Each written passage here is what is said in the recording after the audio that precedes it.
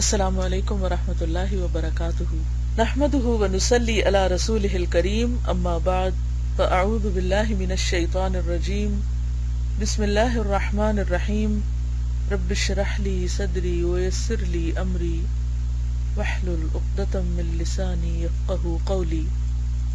صفحہ نمبر 379 فصل سوم. آخرت میں درجات کی تقسیم دنیا میں نیکی اور بدی کے مطابق ہوگی.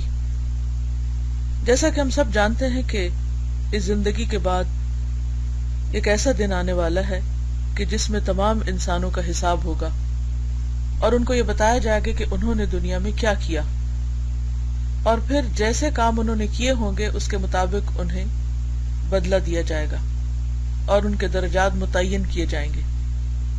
کون کہاں پر ہوگا، کس کا درجہ کیسا ہوگا، کس کے ساتھ کیا سلوک کیا جائے گا، آج ہم اس کی تفصیل پڑھیں گے. معلوم ہونا چاہیے کہ آخرت میں لوگ درجات میں مختلف ہوں گے. جیسا کہ دنیا میں مختلف ہیں، وہ ان 4 گروہوں میں تقسیم ہو جائیں گے: ہلاک ہونے والے، سزا پانے والے، نجات پانے والے اور کامیاب ہونے والے. اس کی مثال یہ ہے کہ کوئی بادشاہ کسی ملک پر غالب آ جائے تو وہاں کے کچھ آدمیوں کو قتل کرتا ہے، بعض کو سزا دیتا ہے، قتل نہیں کرتا، بعض کو چھوڑ دیتا ہے اور یہ نجات پانے والے ہیں، اور بعض کو خلعت عطا کرتا ہے یعنی آنر سے نوازتا ہے، اور یہ کامیاب ہونے والے ہیں. جب بادشاہ عادل ہو تو ان کو اس طرح استحقاق کی بنا پر تقسیم کرتا ہے. یعنی اگر کوئی بادشاہ عدل کرنے والا ہو تو وہ اپنے لوگوں کے ساتھ وہ معاملہ کرتا ہے جس کے وہ مستحق ہوتے ہیں، جو وہ ڈیزرو کرتے ہیں. یعنی استحقاق کی بنا کا مطلب یہ ہے کہ جس کے وہ مستحق ہوتے ہیں. وہ قتل صرف اس کو کرتا ہے جو اس کی حکومت کا انکار کرے اور اس کے اقتدار سے بنیادی طور پر عناد رکھتا ہو. سزا اس کو دیتا ہے جو اس کی حکومت کو تسلیم تو کرے لیکن اس کی خدمت میں کوتاہی کرتا ہو.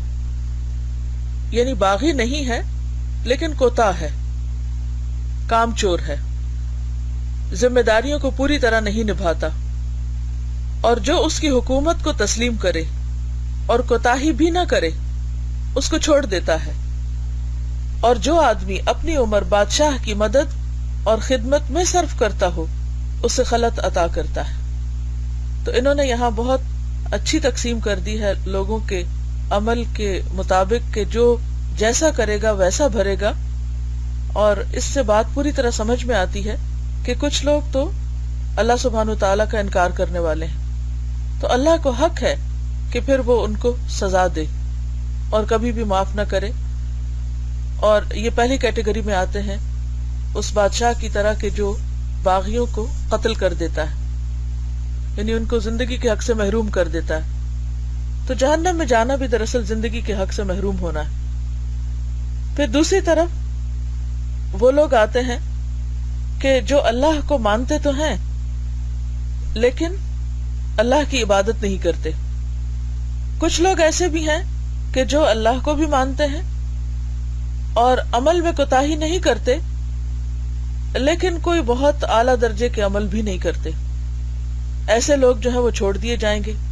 اور جو لوگ بادشاہ کی مدد اور خدمت میں زندگی صرف کریں انہیں اعلیٰ درجات ملتے ہیں. تو یہ درجات ان لوگوں کے لیے ہیں جو انصار اللہ ہوں اور جو صرف خود عبادت کرنے والے نہ ہوں بلکہ اس کے ساتھ ساتھ اللہ کے دین کی مدد اور خدمت میں زندگی بسر کریں. ان اقسام میں سے ہر ایک نعمت اور سزا میں اپنے حالات کے مطابق مختلف ہیں. یعنی یہ تو بنیادی طور پر 4 بڑے گروہ ہیں، لیکن اس گروہ کے اندر بھی ہر شخص اپنے اپنے عمل کے اعتبار سے پھر مختلف مقام پر ہوگا. اور اس کی شہادت اس حدیث سے ملتی ہے کہ بعض لوگ پل صراط سے ایسے گزر جائیں گے جیسے بجلی کون جاتی، بعض 7,000 سال تک آگ میں رہیں گے. ایک لہجے یعنی ایک سیکنڈ اور 7,000 برس میں بہت بڑا فرق ہے. یعنی انہوں نے دو ایکسٹریم لمٹس بتا دی، ایک سب سے چھوٹی مدت اور ایک سب سے طویل مدت، اور باقی لوگ جو ہیں وہ ان کے درمیان میں ہوں گے. ہو سکتا ہے کسی کے ایک لہجے کی بجائے 2 لہجے ہوں، کسی کے 3 ہوں، کسی کے 10 ہوں، کسی کے 20 منٹ ہوں، اور اسی طرح پھر کئی لوگوں کو کئی سال لگیں اور کئی کو کئی صدیاں لگیں اور پھر ایک کو کئی ہزار سال لگیں. تو یہ ڈپینڈ کرتا ہے کہ کون کس چیز کا مستحق ہے، کون کیا ڈیزرو کرتا ہے. باقی رہا عذاب کی سختی کا اختلاف، تو اس کے زیادہ سے زیادہ سخت ہونے کی کوئی انتہا نہیں. یعنی انسان امیجن بھی نہیں کر سکتا کہ شدید ترین عذاب کیسا ہوگا، اور اس کی کوئی آخری حد نہیں بتائی گئی. سب سے کم سزا کی حد بتائی گئی. سب سے کم سزا یہ ہے کہ حساب میں اس سے مناقشہ یعنی گرفت ہو، پوچھ گچھ ہو، پکڑ ہو. گرفت فارسی کا لفظ ہے، اس کا معنی ہوتا ہے پکڑ. جیسے کہ بادشاہ اعمال میں بعض کوتاہی کرنے والوں کو سزا دے کہ اس سے حساب سختی کے ساتھ کرے.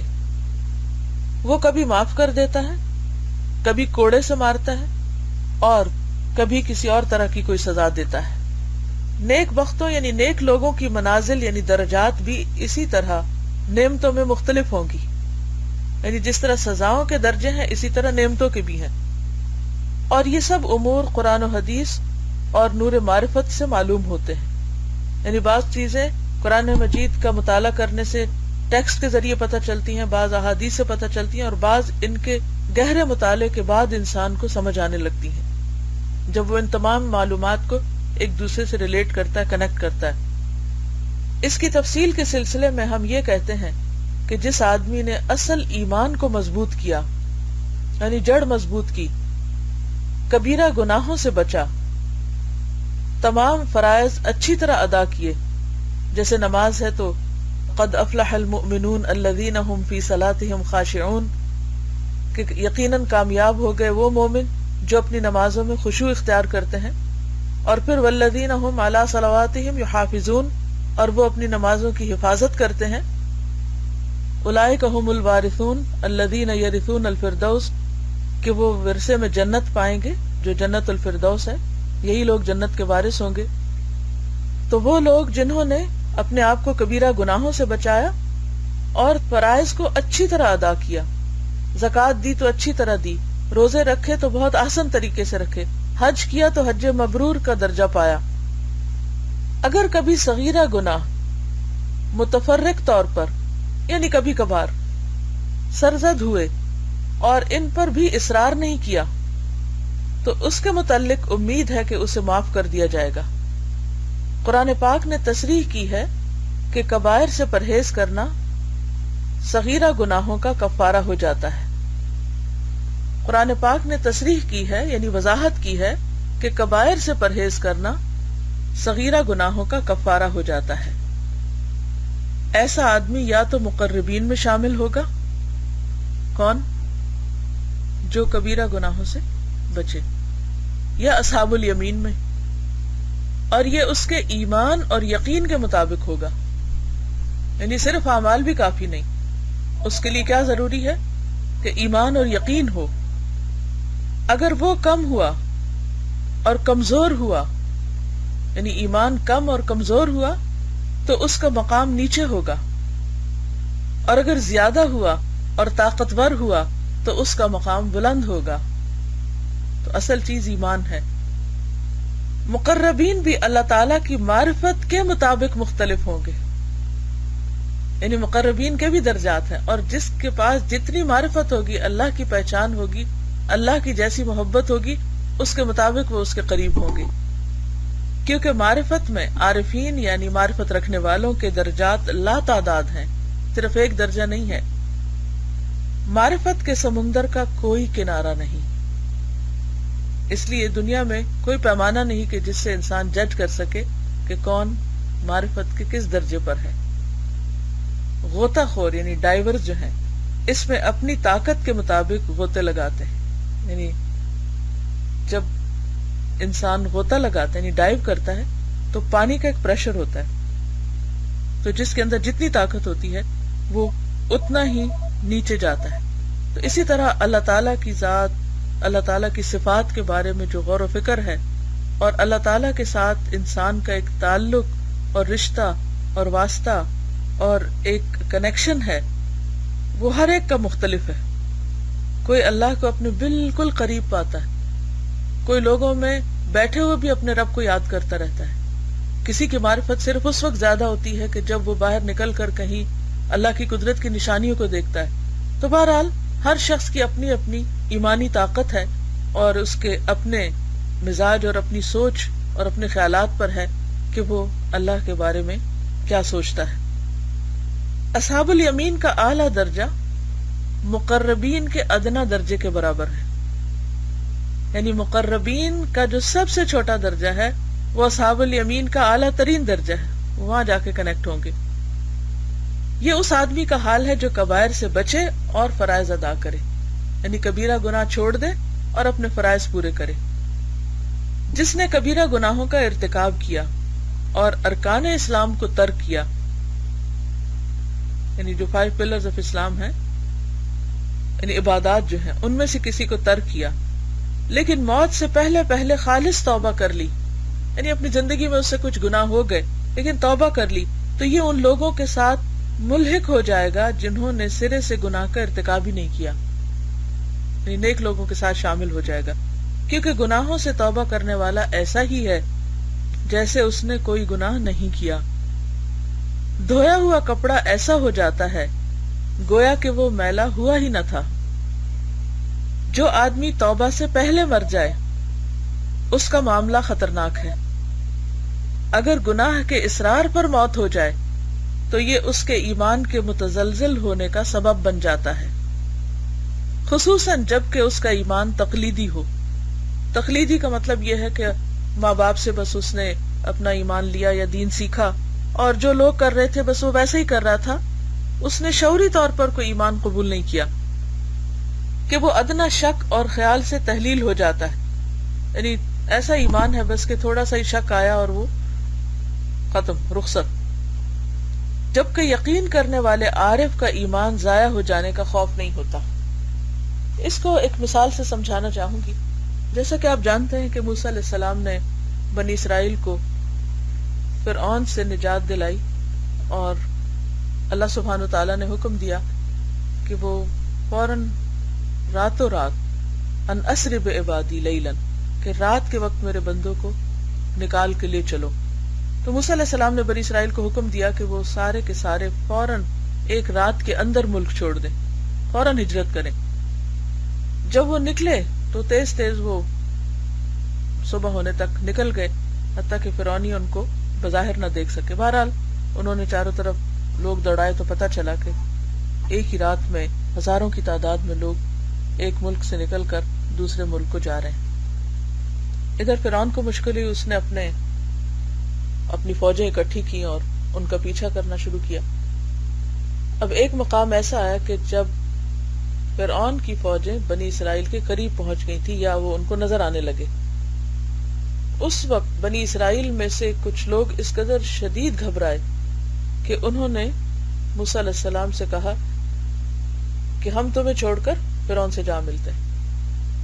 یعنی ان کا ایمان بس اتنا ہی تھا کہ جو ہی انہوں نے دشمن کو دیکھا تو فوراً ایمان سے ہاتھ دھو بیٹھے اور کہا کہ ہم جا کے توبہ کرتے ہیں فرعون سے اور اسی کے ساتھ مل جاتے ہیں تاکہ وہ ہمیں وہ سزا نہ دے، کیونکہ ساری زندگی ان کی ذلت اور مسکینی میں گزری تھی اور غلامی میں گزری تھی، اور ان کے دلوں پر فرعون کا اتنا زیادہ خوف تھا کہ اسے دیکھتے ہی انہیں خدا اور رسول اور دین اور ہر چیز بھول گئی، حتیٰ کہ وہ دوبارہ فرعون کے ساتھ ملنے کی باتیں کرنے لگے. اسی طرح ہم دیکھتے ہیں کہ جب موسیٰ علیہ السلام ان کو پار کرا کر صحرائے سینا میں لے آئے تو وہاں پر انہوں نے جاتے ہوئے راستے میں قوم کو دیکھا کہ وہ بتوں کی عبادت کر رہی، تو وہ منظر ان کو بہت بھایا. بس اتنا دیکھنا ہی تھا تو انہوں نے کہا کہ ہمارے لیے بھی کوئی ایسا ہی خدا بنا لو. تو ان کا ایمان جو تھا بس وہ ایک چھوٹی سی چیز کو دیکھ کر، لوگوں کے طریقے کو دیکھ کر فوراً ہی بھول گئے کہ وہ کس کی اولاد ہے اور وہ کون ہے اور وہ چنی ہوئی امت ہے اور وہ کس کام کے لیے پیدا کیے گئے، بھول گئے کیونکہ ایمان کمزور تھا. پھر آگے جا کر ایک اور ٹیسٹ آیا اور جب موسیٰ علیہ السلام کو اللہ سبحانہ و تعالیٰ نے کوہ طور پہ بلایا تو پیچھے سامری نے ان کو ایک فتنے میں ڈالا، اور ہزاروں کی تعداد میں لوگ جو مسلمان تھے اس وقت کے، وہ اپنا ایمان چھوڑ کر سامری کے بنائے ہوئے بچڑے کے پیچھے لگ گئے، اور اس شدت کے ساتھ لگے کہ وہ اشربوا فی قلوبہم العجل، اور سب کچھ بھول گئے۔ تو یہ صرف بنی اسرائیل میں نہیں، خود مسلمانوں کے اندر ایسے لوگ موجود ہیں کہ جو بعض اوقات دنیا کی خاطر اپنا دین بیچ ڈالتے ہیں۔ تو یہ کہتے ہیں کہ خصوصاً جب کہ اس کا ایمان تقلیدی ہو کہ وہ ادنا شک اور خیال سے تحلیل ہو جاتا ہے، جبکہ یقین کرنے والے عارف کا ایمان ضائع ہو جانے کا خوف نہیں ہوتا، کیونکہ وہ اس کے اندر راسخ ہو چکا ہوتا ہے، اندر جڑیں پکڑ چکا ہوتا ہے۔ اگر توبہ کے بغیر آدمی مر جائے تو اس کا عذاب کبیرہ گناہ کی قباحت اور اصرار کی مدت کے مطابق ہوگا۔ یعنی اگر انسان توبہ کے بغیر دنیا سے رخصت ہو جائے تو پھر کتنی سزا ہوگی؟ کبیرہ گناہ کی قباحت یعنی اس کی خرابی کے مطابق، اور اصرار کی مدت کے مطابق کہ جتنا عرصہ وہ اس گناہ پہ اڑا رہا اور وہ بار بار کرتا رہا، یعنی مقررہ مدت دوزخ میں رہنے کے بعد رہائی پائے گا۔ پہلے سزا بھگتے گا، پھر وہ وہاں سے نکلے گا۔ اور پھر ان میں سے جن لوگوں نے کسی کی تقلید یا اپنی نادانی کی وجہ سے گناہ کیا ہوگا، جنت میں داخل کیے جائیں گے۔ یعنی ایسے لوگ جو گناہوں کی سزا پا چکے ہوں گے اور پھر وہاں سے نکلیں گے، اور پھر ان میں سے جن لوگوں نے کسی کی تقلید یعنی کسی کے پیچھے لگ کے یا کسی کے بہکاوے میں آ کے یا اپنی نادانی کی وجہ سے گناہ کیا ہوگا، وہ جنت میں داخل کیے جائیں گے۔ اور جو نیکی اور بصیرت میں ان سے بڑھے ہوئے ہوں گے وہ علیین میں قیام پذیر ہوں گے۔ ہم نے بندوں کے جو مراتب آخرت میں بیان کیے ہیں یہ ظاہر اسباب کی بنا پر ہیں، یعنی ظاہری چیزوں پر فیصلہ کیا، کیونکہ بندے تو یہی کر سکتے ہیں کہ جو ظاہری علم ہے اس کی بنیاد پر وہ جانیں، یہ دیکھیں کہ وہ کہاں پر پہنچیں گے۔ اس کی مثال یہ ہے جیسے حکیم کسی مریض کے متعلق کہہ دے کہ یہ ضرور مر جائے گا اور یہ علاج کی اصلاح کو قبول نہیں کرے گا، یعنی علاج کا کوئی فائدہ نہیں اس کے لیے، اور ایک مریض پر حکم لگائے کہ اس کی بیماری ہلکی ہے اور اس کا علاج آسان ہے۔ ظاہر ہے یہ ایک ظن ہوتا ہے جو کبھی صحیح ہوتا ہے اور کبھی صحیح نہیں ہوتا، یعنی کبھی ڈاکٹر کہتا ہے کہ فلاں پیشنٹ بس اتنے دن زندہ رہے گا اور وہ کئی سالوں زندہ رہتا ہے، ہلکی بیماری والا مر جاتا ہے اور بڑی بیماری والا بچ جاتا ہے، اور ایسے کئی واقعات ہوتے ہیں، اور کسی کو بھی سبب کا علم نہیں ہوتا کہ ایسا کیوں ہوا۔ یہ اللہ تعالیٰ کے مخفی اسرار ہیں۔ آدمیوں کی ارواح میں کبھی وہ اسباب اثر کرتے ہیں جو اللہ تعالیٰ نے ان کے لیے رکھے ہیں، اور کبھی وہ جن کی حقیقت کو جاننا انسان کے بس کا روگ نہیں۔ یعنی کوئی ڈاکٹر اور کوئی انسان وجہ بھی نہیں بتا سکتا کہ ایسا کیوں ہوا کہ ایک مریض جو بظاہر مرنے والا نظر آ رہا تھا وہ تو بچ گیا، اور ایک دوسرا جس کے بارے میں سوچ بھی نہیں سکتے تھے کہ اسے کچھ ہوگا وہ مر گیا۔ تو انسانوں کی روح کے اوپر کس کس چیز کا اثر ہوتا ہے؟ وہ سب ظاہری اثرات نہیں ہوتے، بعض مخفی اثرات ہوتے ہیں جن کو جاننا انسان کے بس کی بات ہی نہیں۔ تو جیسے دنیا میں یہ ہوتا ہے، یہی حال آخرت کی ہلاکت اور کامیابی کا ہے کہ ان کے بھی کچھ مخفی اسباب ہیں۔ یعنی بعض لوگ دیکھنے میں انتہائی نیک نظر آتے ہیں، بہت اچھے بڑے بڑے دین کے کام کرتے ہوئے، لیکن معلوم نہیں کہ ان کے اندر کون سی خرابی کہاں سے آ جاتی ہے کہ جس کی وجہ سے وہ علیین یا مقربین کا درجہ نہیں پا سکتے۔ اور ان اسباب کو معلوم کرنا آدمی کی طاقت نہیں، یعنی انسان کو نہیں پتا کہ ان پر مطلع ہو سکے۔ یعنی بعض اوقات ہم یہ پڑھتے ہیں نا کہ چھوٹا سا عمل کرنے سے ایک انسان جو تھا وہ جنت میں چلا گیا، اور ایک شخص نے بڑے بڑے نیک کام کیے اور آخر میں کوئی غلط چھوٹا سا کام کیا تو جہنم میں چلا گیا۔ تو انسان سوچتا ہے کہ ایسا کیوں ہوا؟ بظاہر یوں لگتا ہے کہ جیسے نعوذ باللہ اللہ تعالیٰ ظلم کر رہے ہیں کہ ایک شخص کی سالوں کی محنت اللہ نے گنوا دی، اور ایک شخص جو ہے اس نے کچھ بھی نہیں کیا اور ایسے ہی جنت میں چلا گیا چھوٹی سی بات پر۔ تو یوں محسوس ہوتا ہے کہ شاید یہ عدل نہیں ہوا، حالانکہ اللہ تعالیٰ اپنے بندوں کے ساتھ ہرگز ظلم کرنے والے نہیں۔ پھر وجہ کیا ہوتی؟ بات یہ ہے کہ وہ وجہ ہمیں نہیں معلوم ہوتی جو اللہ کو معلوم ہوتی۔ کیونکہ ہمارا علم ظاہری ہے اور اللہ کا علم عالم الغیب والشہادہ ہے، غیب اور حاضر سب کا جاننے والا ہے. ہم صرف وقتی چیزوں کو سامنے رکھتے ہیں، جبکہ اللہ تعالی سارے اسباب کو اول و آخر جانتے ہیں، ظاہر و باطن کو جانتے ہیں. چنانچہ اسی بنا پر ضروری ہے کہ گناہگار کو معاف کر دیا جائے، خواہ اس کے گناہ کتنے ہی زیادہ ہوں، اور فرما بردار پر عتاب ہو یعنی سزا دی جائے اگرچہ اس کی ظاہری عبادت کتنی ہی زیادہ ہو، کیونکہ اللہ تعالیٰ صرف ظاہر کو نہیں دیکھتے. یہ تو ہماری کمزوری ہے، کیونکہ دار و مدار تقوی پر ہے اور تقوی دل میں ہے، اور دل کے حالات کبھی دل والے سے بھی مخفی رہتے ہیں. کبھی ہمیں اپنے دل کا خود بھی نہیں پتا ہوتا، چہ جائے کہ کوئی اور اسے جان سکے، چہ جائے کہ نہیں، کیا ہی بات ہے کہ کوئی اور اسے جان سکے. نجات پانے والے، ان سے ہماری مراد وہ لوگ ہیں، یعنی اب ایک اور کیٹیگری ہے نجات پانے والے. ان سے ہماری مراد وہ لوگ ہیں جو عذاب سے بچ جائیں، نہ وہ جو سعادت اور کامیابی کے مراتب پر فائز ہوں. وہ لوگ ہیں جنہوں نے نہ تو خدمت کی ہے کہ ان کو خلعت عطا کی جائے، اور نہ انہوں نے کوتاہی کی ہے کہ ان کو سزا دی جائے. ممکن ہے یہ حال دیوانوں یعنی مجنون لوگ جن کی عقل نہیں، کفار کی اولاد یعنی چھوٹے بچے ہیں، اور ان کا ہو جنہیں دعوت اسلام نہ پہنچی ہو. مثلا دنیا میں کسی ایسے قبیلے میں، ایسے علاقے میں کہ جہاں بالکل کسی قسم کی کوئی ہدایت نہیں پہنچی اور ہدایت کے کوئی اسباب ہی نہیں تھے، کہ نہ تو ان کو معرفت نصیب ہوئی اور نہ انہوں نے انکار کیا. یعنی اللہ کو پتا تھا کہ اگر ان لوگوں کو ہدایت کا پیغام ملتا تو فوراً قبول کر لیتے. امید ہے کہ یہ لوگ آراف میں ہوں گے.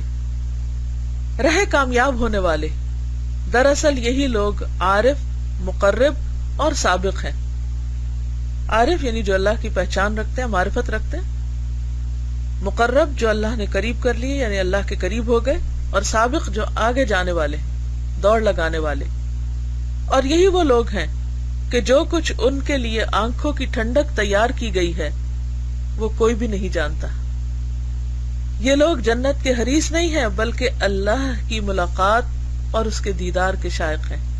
یعنی ان کی نگاہیں بہت بلند ہیں، یہ اس سے بہت اوپر جا کے دیکھ رہے ہیں. یعنی یہ صرف جنت کی نعمتوں کے حریص نہیں، اس کا لالچ نہیں، بلکہ ان کا اصل مطلوب اللہ کی ملاقات اور اللہ کا دیدار ہے. اور ان کی مثال عاشق کی ہے کہ وہ اس حال میں اپنے آپ سے بھی بے خبر ہوتا ہے، نہ وہ اپنے وجود کی تکلیف کو محسوس کرتا ہے اور نہ اسے اپنے محبوب کے سوا کوئی غم اور فکر ہوتا ہے. اسی لیے یہ لوگ آنکھوں کی ایسی ٹھنڈک پانے والے ہیں جس کا تصور بھی کسی آدمی کے دل میں نہ گزرا ہوگا. نیکیوں کے مطابق درجات کی تقسیم کے متعلق اتنا بیان کافی ہے.